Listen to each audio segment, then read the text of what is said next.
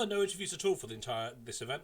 No, we've already had one. There's Then we've got Lars, another and one. I'm from the team, the I Crucible can't hear the other. University. We are from a local community here in Germany, in the northwestern part of, I guess. Oh God, I don't know what the English name is of my section. I want to say, but yeah, I say in the middle of Germany. Let's just call it at that, around Bielefeld. And yeah, we play a lot of in person already against each other, and this I think the third time I'm with them in the KOTE event. The last few I had to skip, but now I'm back because I was really a big fan of the kind of idea with the increasing and decreasing SAS requirements. And yeah, that's basically the story with me and in general KOTE events and my team. Currently doing pretty well actually in this group phase, so happy with that. And yeah, I'm kind of I've kind of a problem with in that regard that I have a very slim deck collection. Like I do lean forge if that's a you know what all that mean. If you all know what that means, it basically means you just basically I'm cycling decks out of my collection very frequently. Like, and I only keep the decks which I either have some personal history with, because I got them very early, or I won an event with that, or they're like just fun to play with, or competitive and stuff like that, or they have something like some collector's value in some regard, be it because of a Maverick or something else. And yeah, the deck I played today is the 68 sus deck, Linus Kaufmann des Bergs, which in English would, I guess, mean Linus, the seller of the mountain, or something like that. The salesman of the mountain, better said.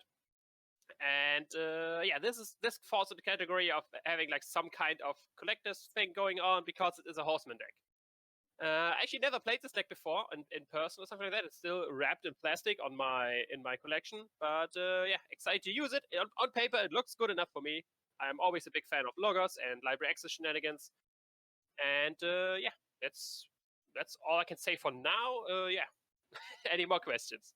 Oh, like my two teammates do like to practice versus like the other decks and stuff like that. I'm not a big fan of that, just because I'm very like I usually don't spend the time having practice matches. I of course look at the opponent's deck to kind of get an idea. Okay, I don't know, they're lacking board removal, so let's focus on developing a board and something like that. So, but just on paper, like actual practice matches, I usually don't do for these. Once we get out of the group stage and we get like a more and more difficult matchups, and the games are getting more and more important, that might change for me as well. But as of now, I didn't do any practice matches. But I think I do, like I play Keyforge for a long time now, and I think I usually can do a pretty good job at assessing the matchup just by looking at deck lists. At least I like to think that of myself. So I, of course, know already how the other matches went. I'm not going to spoil that here. So, but yeah, my opponent can be like, he's in for a World of Hurt, of course. I'm always in for smack talk. I always like to talk big because that's when they have the most fun, if everything's on the line. I always hate people who say, I don't know, let's try my best. My opponent looks good. Because then it's like, if you win, you're kind of, oh yeah, it went better than I expected. If you lose, you can say, oh yeah, that's what I said. But no, you always have to go for the win from the start. I'm going to destroy my opponent. 0 keys, 3 keys on my side. That's all I can say.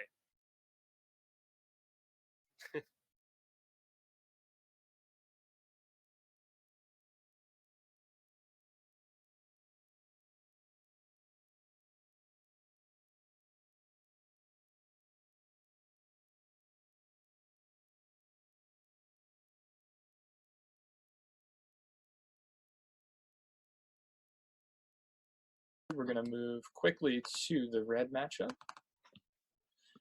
And this is our final game between Crucible University and Brain Games here. Woody, I'll let you cover your deck. Sure. Linus Kaufmann des Bergs. I love this. Horseman deck. Yes, please. Horseman deck with a couple of Protect the Weak. I wish it had a few more Sanctum creatures, but this is still going to do the thing.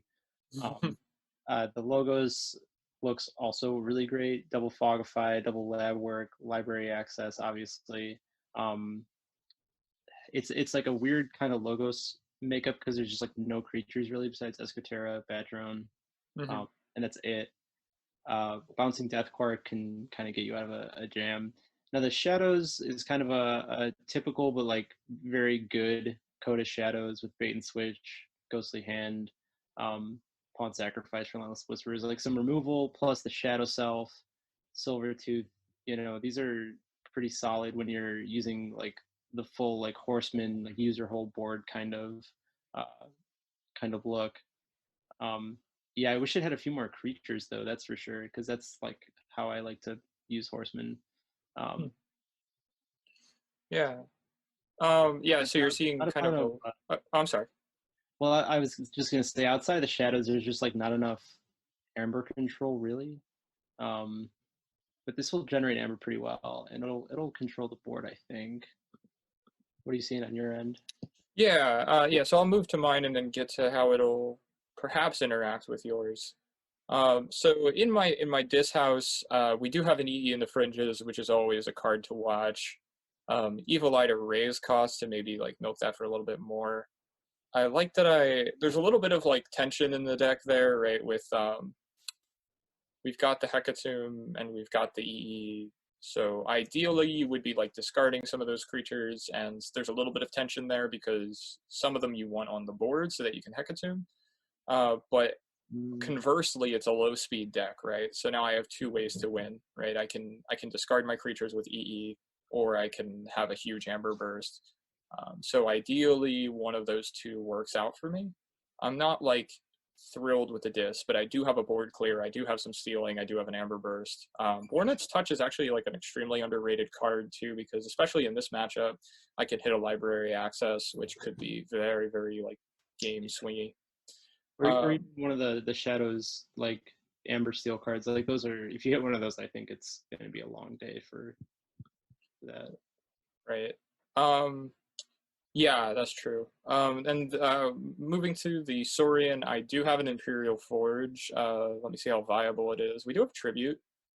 There is a Triumph, which again, with your lowish, I mean, you've got 16 creatures. It's not an incredibly low creature count, but I could totally imagine a Logos turn, and then somehow I get a Triumph off. I wouldn't count on it.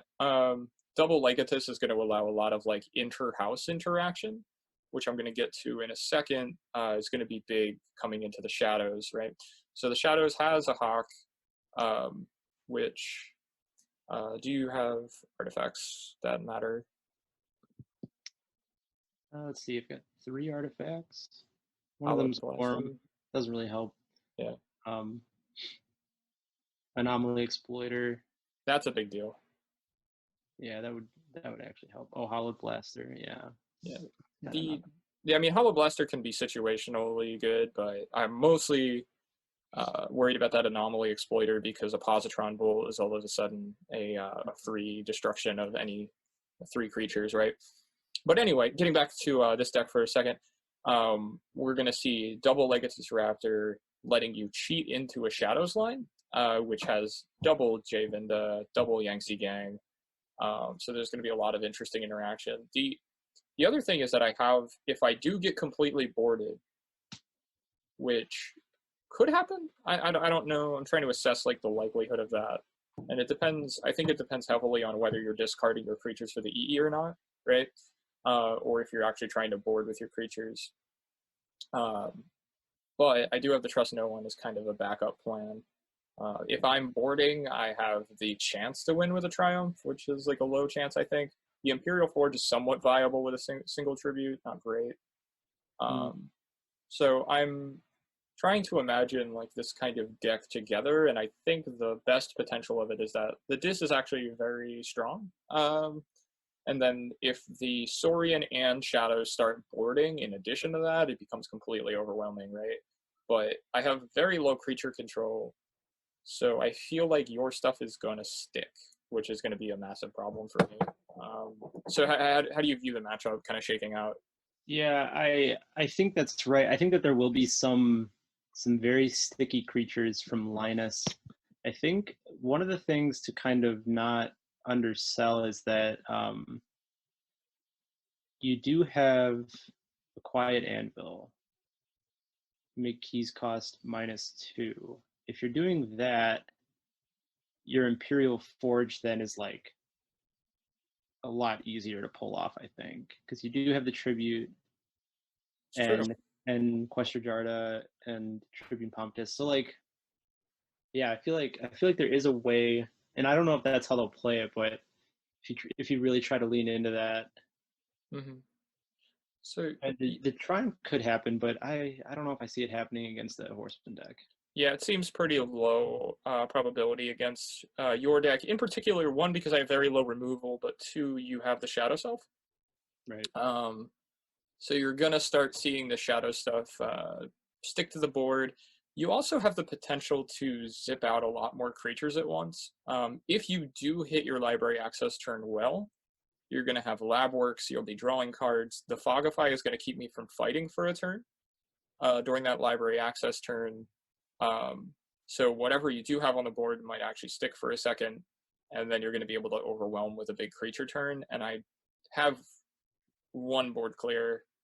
So once that Harbinger is gone, like the gates have kind of opened, I think, in this matchup, right? Right.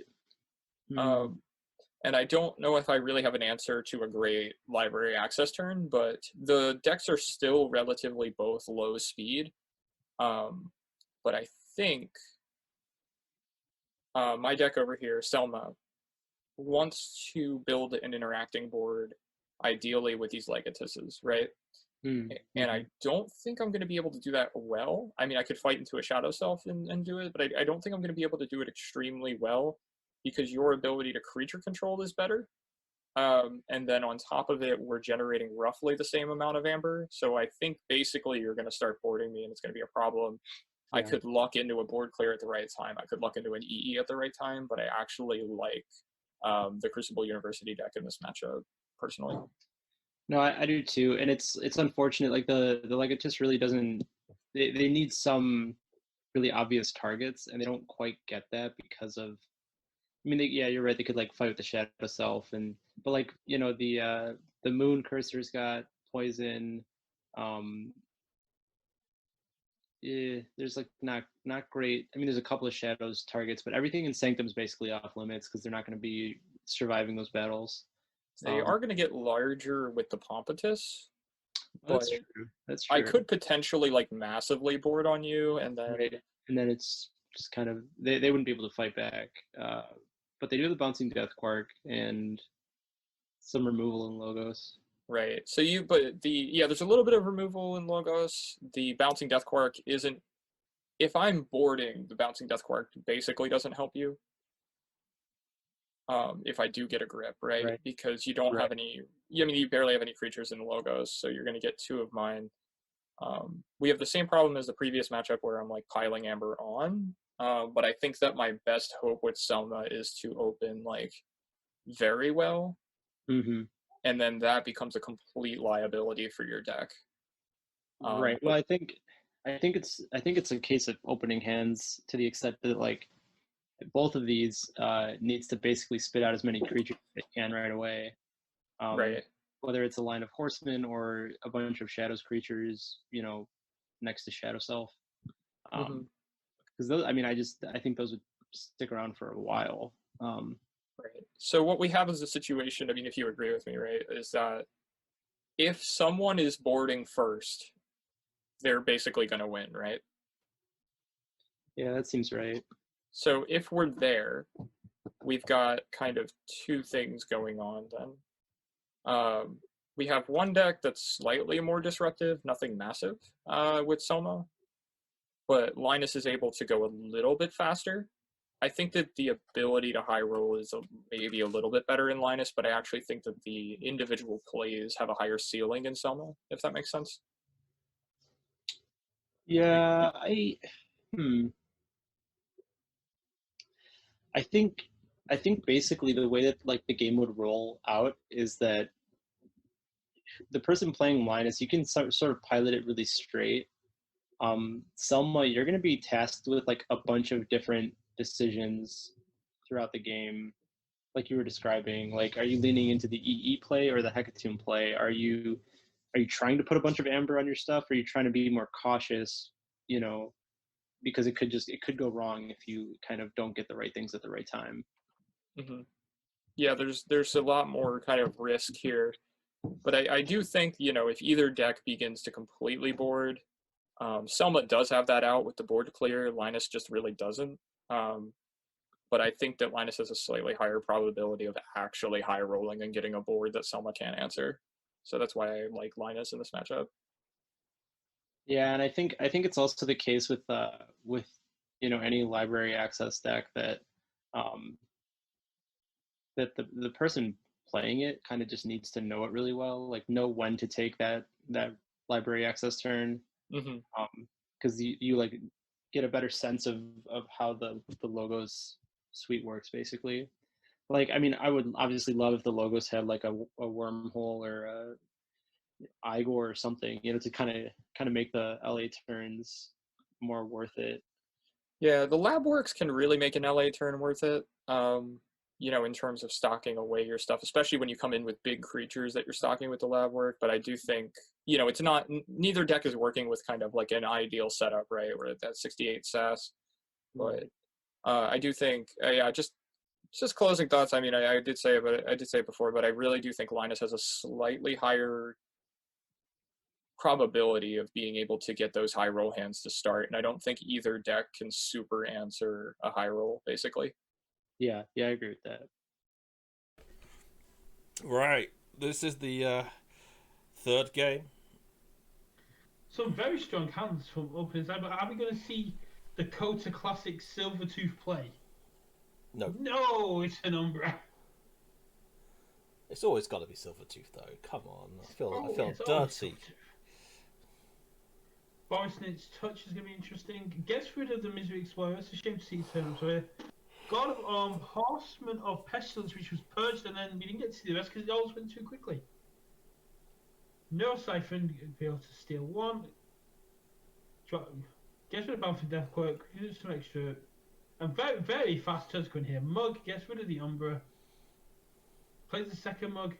Plays once again. Plays Quiet Anvil. Quiet Anvil decreases both plays key costs 4. Or by 2. But and he's on 4 amber, so this is going to be interesting. I don't think. Yeah, but we see Silvertooth. Then we see the Relentless Whispers on the Silvertooth. Putting El Scissor at 6. Essentially saying, yes, I'll use your Quiet Anvil, thank you very much. But then the Evil Eye put it up to 7. Evil Eye puts up to 7, and there's nothing. And then Keith Frogger then goes back. I'm now back at 4.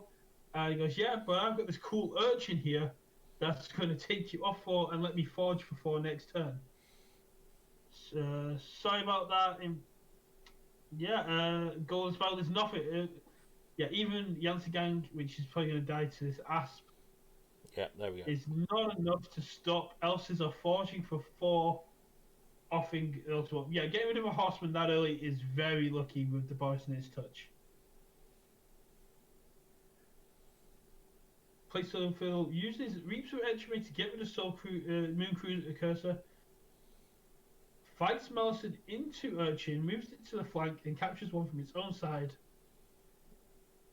Elses are forges for 4, keeping 2 amber, overlaying destroying Quiet Anvil. That was unfortunate, but I'm fairly sure we're going to see an Ubulette come down in a second on the Asp. No, it goes back into this because the Keyfrog is taking advantage of the fact that Urchin has elusive. So Reaps with Edgemay, gets rid of Mal's Asp, and is now sat on 6, enrages the Urchin, Reaps with Malison. Gets to the 6. Does get to 6, but his opponent is pretty much ready to go with the second key. Horseman of War with an already enraged Urchin makes me feel sad. Terms Redress is going to capture. Puts it on the Horseman of War, which has got double Protect the Weak. That isn't going anywhere. Horseman of Death cannot bring back Horseman of Pestilence from the Purge. So Horseman of Death is pretty much just a 5-power vanilla creature at this point. But look at the archive draw. There's a lot of dinosaurs coming down.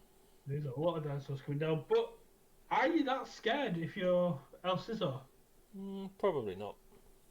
Yes, your keys at the moment currently cost 9, but that's going to go away quite quickly. We see an Imperial Forge, Howler Blaster, Commander Emil, already another Commander Emil down. Horseman of Death doesn't really do anything here. Reaps up to 9. Fights Urchin into Reality Gleam, saying, yep, you can have that first key. Uses God of Arm to get rid of the Golden Spiral. Is completely playing around this Imperial Forge. El Scissor goes, I have identified your win condition. It is the Imperial Forge with all your Saurians, and I'm going to keep control of your Saurians. No, bait and switch cannot go back to full power. Bait and switch, given the lack of scaling steel in Mass Mutation and in Dark Tidings, there's no way bait and switch can ever go back to the way it was. But that's a podcast talk. That's not something to discuss during the game. No, that's not enough time. And here we go again. Look at this. Using the Hollow Blaster to heal Horseman of War, using his armor effectively, but just keeping control of these dinos does not want, even with the fact that Jay Vinders can steal off Reaps, does not want this Saurians getting out of control. But Javen is only still off Reaps if they kill something, so... Yeah, but they've got the Horseman of Death on 4 damage. Yeah, but it's only one thing. I mean, I appreciate that's still one, but... An Invasion of Horseman of War doesn't really do much here. Going into logos, Bat Drone, is that very Triumph well up there now as well? Triumph isn't going to trigger with that Horseman's dead. Just said it's double key cheat deck. Yeah. And the fact that both, you got to remember that in Worlds Collide, Saurians had 3 key cheats from their introduction. It was insanity. Plays Davinder, gets rid of Horseman of Death. Now Bat Drone's still down, we've got a library access there, but we're going into Shadows. Bait and switch down to 4.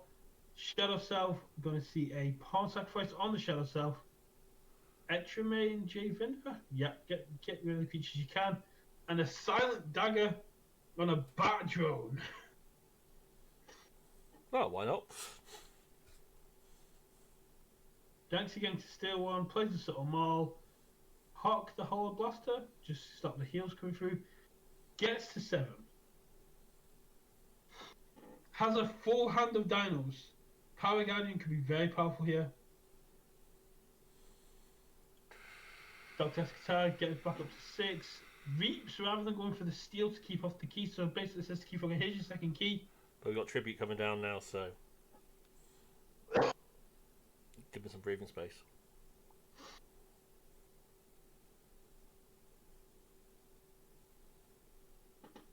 Power Guardian, yeah, got the Tribute. Tribute's going to go into the Power Guardian, but the main issue with the Power Guardian is that Anomaly Exploiter. Yeah. No matter what you capture onto, the Anomaly Exploiter is going to take full advantage of it. Mm-hmm. Logos, yeah, Reap. Got a Fight, steal one, Anomaly Exploiter, get up to 9, and there is nothing in hand. Nothing, that's the game. Ultron Bolt does the rest. Dr. Skatar finish off, finish off the Raptor. Imperial Forge needs 14 amber to forge, and unfortunately there is no amber that can be generated from so that is going to be it. And now Sizzle takes it. Crucible University coming at the end, making it 2-1. I mean, very nicely done. That was brilliant. I mean, there's That's nothing else you can say. About that. I mean, all the game. Yeah, that's a beautiful image. Yeah, all the games there were really good.